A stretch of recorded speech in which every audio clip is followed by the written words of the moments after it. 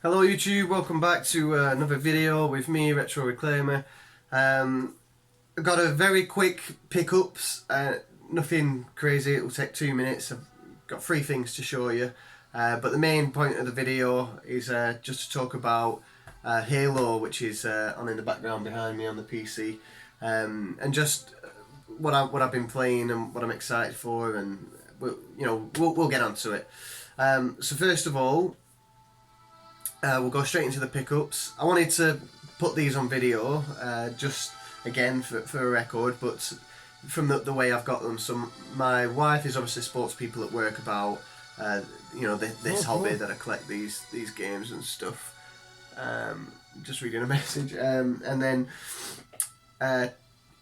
someone's had a clear out at home, come across a couple of things, gave them to her to give to me. Which is very, very kind and very, I'm very grateful for. Again, it adds to the sort of the fun of collecting and having this hobby. So we've got Carmageddon on the PS1. You should be able to see there that it's in really good condition. We've got the manual, again, really nice condition, and the disc. This is officially my first PS1 title to start the collection. I did obviously have some that I sold not too long ago. I didn't have this one, funnily enough, but this is the first in the reboot of my PS1 collection. So very, very grateful to start off on a game that was gifted. We've also got a PS1. Is it? Yep. It is PS1. PS1 sort of strategy guide. And what's interesting about this is that you've got all these different games on, and it'll tell you different ways. So it ain't a cheat book. It ain't necessarily. Well, yes, it's cheating, isn't it? But it's not up, down, left, right, circle, triangle to get a flying taxi or whatever. This is strategy, so it'll tell you how to get past difficult areas and stuff. And it's funny because you look back at something like this and you get thinking, if you're achievement hunting or you're trying to do a level on Halo on legendary difficulty, or something else, you can struggle, or you can any game with puzzles in and whatever, you might struggle a bit. You get in games now, find like, let's say Call of Duty. Find the intel on this mission or whatever. There might be 30, intel pieces to collect. So they just, it'll just be a little laptop in the game somewhere that you don't necessarily come across quite easily. And I'm pretty sure I can account for 99% of people that if they are achievement hunting and that is something they're interested in, one of those, we'll just go on YouTube, watch someone who's found them already, and they've sort of collated it all in a video, and we'll just follow that video and do the exact same. We're just copying and get them, and so it's not really, it's cheating, but it's probably the only way that you're gonna manage to get them all without spending absolute hours, running through the game trying to find them all. But it interests me because that is sort of what we do now. We'll go on YouTube or we'll Google something, and it will come up instantly. Whereas back in the day, let's say the early 2000s, late 90s, we had obviously internet, but we didn't have anywhere near the level that we've got now. You couldn't just get your phone out and access the internet. You couldn't simply just. Most people didn't have access. I certainly didn't have the internet whilst we were younger. Do you even have a PC that's? It weren't as easy just to Google how to do something or YouTube something and figure it out. So you had to rely on stuff like this, books, unless your mates sort of knew. These books have been what helped you. So yeah, it's just interesting to look back, and it jogs your memory again, because you look at it and you go, oh yeah, this is sort of what you had to do. You had to read this and go, right, so that's how I solve this puzzle, or whatever you're trying to do. And also we've got a PS2 DVD remote, still in its original packaging, never been used, which is fantastic. I don't think there's any value to this. I can't imagine this sold very well. the only, I mean, it's a DVD remote. It you can control your DVDs on your PS2 with your controller. I can't imagine this was something that were sought after or anything like that. Especially now, no one, well, not no one, but there's not many people watching DVDs on a PS2 anymore. But again, it's a nice piece of gaming history, and it's especially with it being sealed in its packaging. I don't collect sealed stuff, but at the same time, it's not something I will use. But yeah, I like collecting all these different accessories for consoles. So to get all these just gifted, I wasn't expecting. I came home one day and she had them. Was really, it was really fun to come home to, and it sort of. I wanted to get it on video and talk about it because it makes the hobby more interesting, more enjoyable. When people are just going to get rid of something and they give it to you, to me and to a lot of you guys, something like that is worth a lot. Maybe not worth a lot of money, but it's stuff we enjoy. It's stuff that make us happy, or in some shape or form. But it's really nice to get given stuff like that when people were just going to bin them. Okay, so that's the pickups. I've been meaning to do I've got a couple of stuff I want to talk about just on camera, just because it's fun. Even if no one responds and there's no comments or whatever, I like to talk about stuff. And at the moment, I've been getting back into Halo again. So at the end of the year, Christmas, I'm pretty sure it'll be November or October, we're going to have a new generation of consoles. So you've got the Xbox Scarlet or the X Series, and you've got the PlayStation 5 as well. And certainly with the new Xbox, we're getting a new Halo. The first Halo, Combat Evolved, was released on the original Xbox as a release title in 2001. I think, don't quote me, I'm pretty sure it's that date. In 2001, I was, what would I have been, 11 years old? Got to think now. Not even 11, 9. I was 9 years old in 2001. That seems really young. 9 years old. So I was 9 years old in 2001, and 9 years old. So I was, I was a young kid, probably just really starting to come into games. I mean, you've got kids now, 6, 5, who are heavily on games like Fortnite and stuff, but it probably weren't as. These days, kids are stuck in. They don't have as much choice. Whereas when I was younger, and I'm sure people, the generation above me, would say it to us, that you was out a lot more. But yeah, so 9 years old, Xbox comes out with Halo. I didn't have it in the first year, probably a couple of years after it came out, maybe. But as a young kid, this sci-fi adventure in a superhuman in a super suit fighting aliens,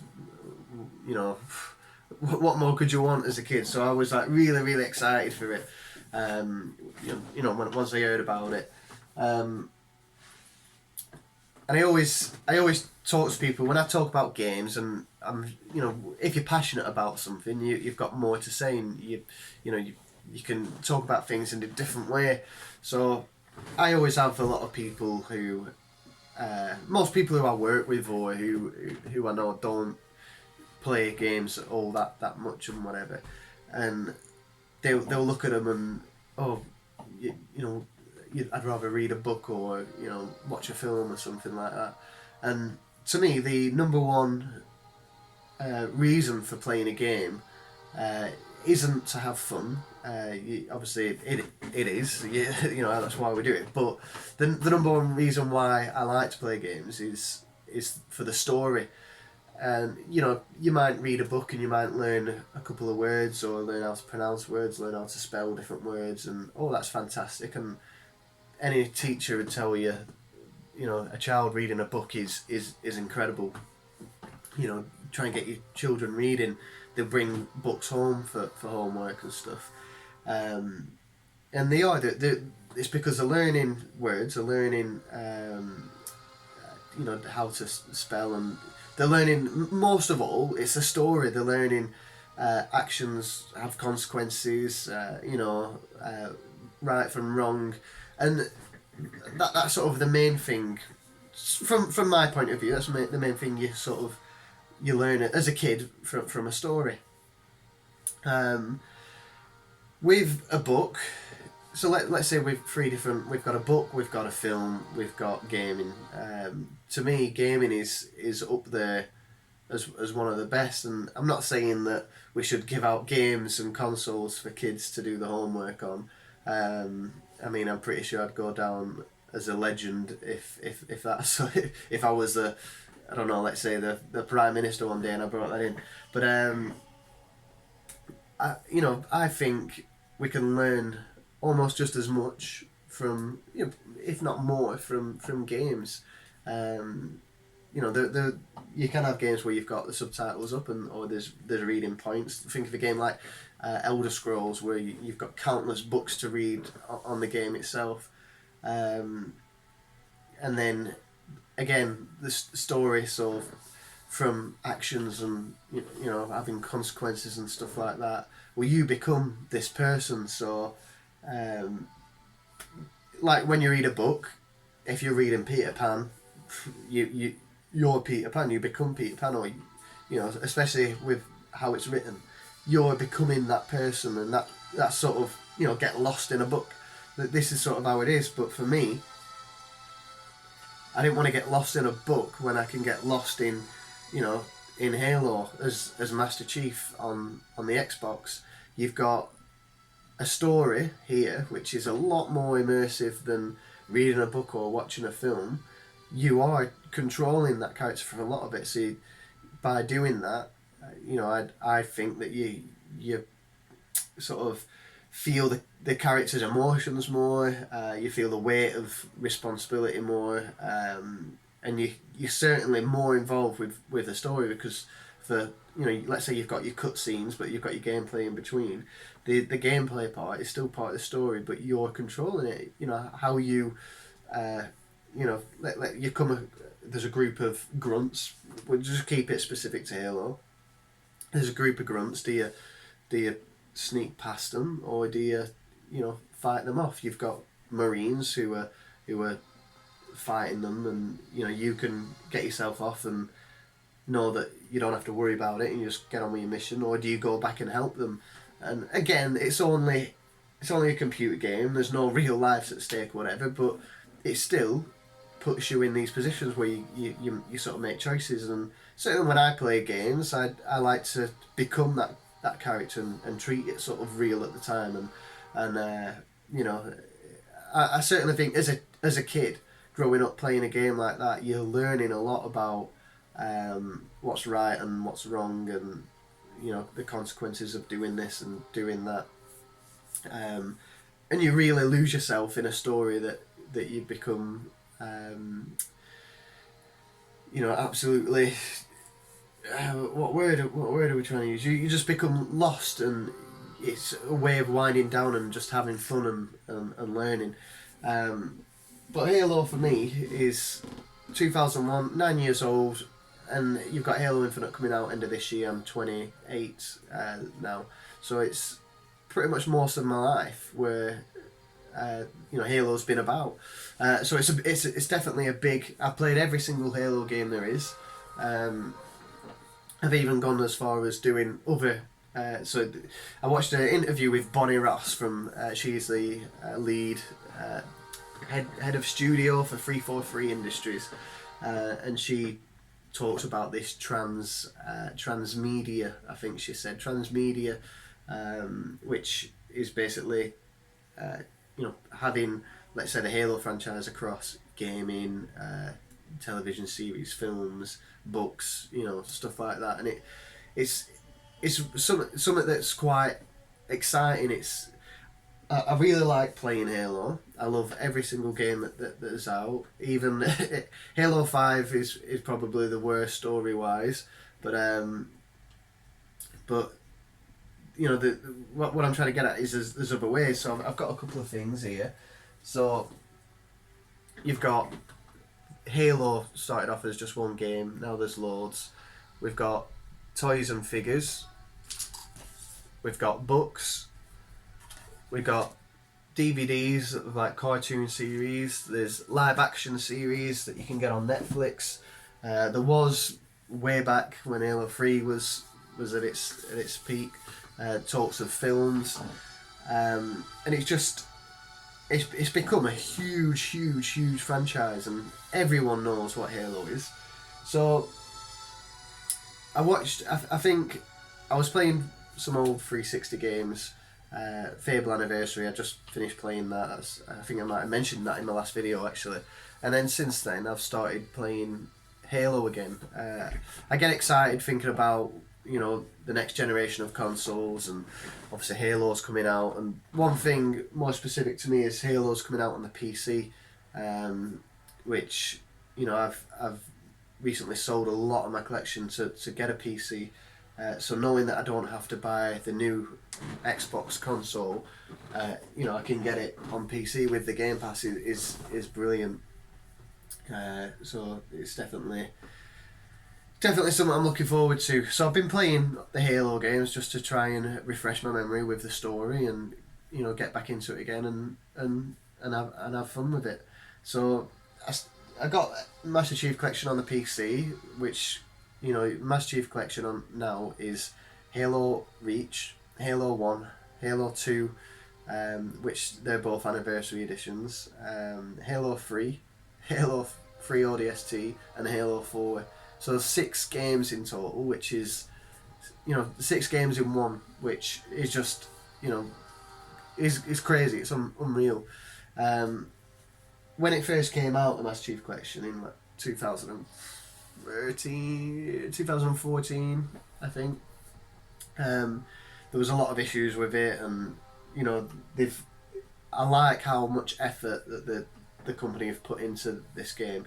Since, you know, it only started with Halo 1, 2, 3 and 4, we've got ODST and we've got Reach with it, which has so far come at no extra cost.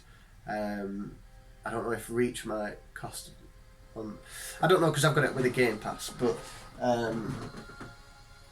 yeah, I've been playing Reach. I've been playing the multiplayer, which again is more multiplayer I'm sort of accustomed to. So if I play Fortnite, I'm not insanely terrible at it. I'm not insanely good neither. But when I play Halo, I feel like I'm really good.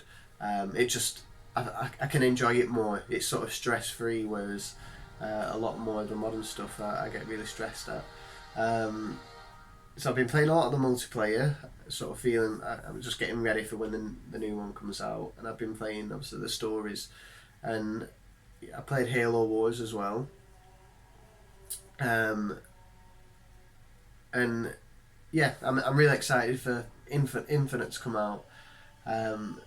You know, there's so much you can go off with Halo, like these different books, all the television series, and they're all fantastic. The story itself is fantastic. And one thing I didn't know, which I learned again from watching an interview with Bonnie Ross, was between Halo 1, 2 and 3, there's only 3 months. You know, those 3 main games in the series, there's only 3 months of actual time in that universe. That's how far it's spread across, which is quite, I don't know, I found it quite interesting.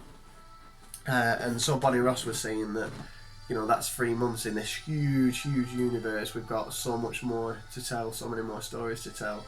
And the way she talks about Halo Infinite, and you know, the development of Halo is just, it really gets me excited, and I'm sure any Halo fan, I think that the next one is going to be amazing. I think it's going to be really good. Hopefully they've learned mistakes from multiplayer in the past. Halo 5 multiplayer is fantastic, but hopefully they've learned some of the issues they've had with the story, and hopefully we're moving on to sort of the possibly one of the best Halos, but we shall see. I'm going to leave it there because I think I've rambled on quite a bit. I always do, but I don't know. I just wanted to talk about how a new game coming out now. Any sort of Halo game that comes out, I'm instantly excited for it, because you do get hooked on these franchises, and anyone who's watching might not have the same feeling towards Halo that I do, but they might have it for another game. Let's say Gears of War, for example, I've never got into, but again, that is another massive franchise. There's been films rumoured and stuff like that. I'm sure there's a lot of books. There's loads out there, and people do, especially if they've grown up with a particular franchise, they will want more and more and more from it. And I think I'm really lucky that I grew up playing Halo, and even now as an adult, they're still releasing stuff. Still releasing Halo films, and not just games, but not just games. There are television series, there are books, there are other ways of enjoying that universe as well. And it's just really, it's really exciting times but yeah, I didn't do a video for a week or so, maybe 2 weeks. I had a few things to show. I thought I'd talk about this because it's what I've been playing and stuff, and we'll probably leave it there now. So, I mean, if you do have any comments, I'm not asking people to comment or whatever, but if you do have something, then just write it down. I'll certainly read it and reply. So, but yeah, cheers for watching. Bye bye.